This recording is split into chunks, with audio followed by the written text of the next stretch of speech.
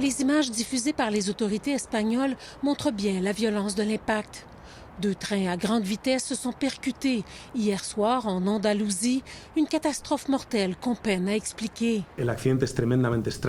C'est un accident très étrange, dit le ministre des Transports. Les experts ne comprennent pas comment cela a pu arriver dans ce tronçon en ligne droite de la voie ferrée.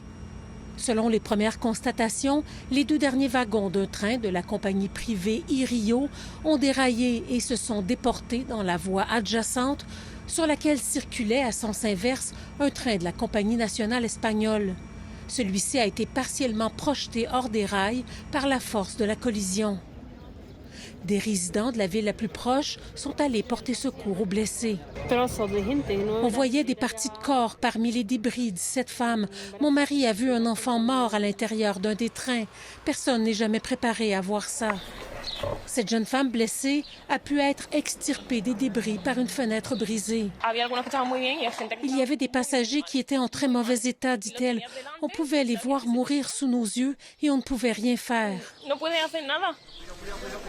Le premier ministre espagnol a décrété 3 jours de deuil national et promis de faire toute la lumière sur cette tragédie. Notre enquête sera transparente, dit-il. Nous découvrirons la vérité et la ferons connaître au public.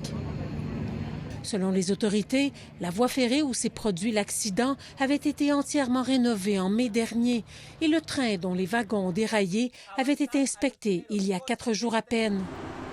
Et alors que la machinerie qui va permettre de dégager les débris arrive enfin, on s'attend à voir le bilan des victimes grimper dans ce qui est déjà la pire catastrophe ferroviaire à survenir en Espagne depuis 2013. Ici Lise Villeneuve, Radio-Canada, Montréal.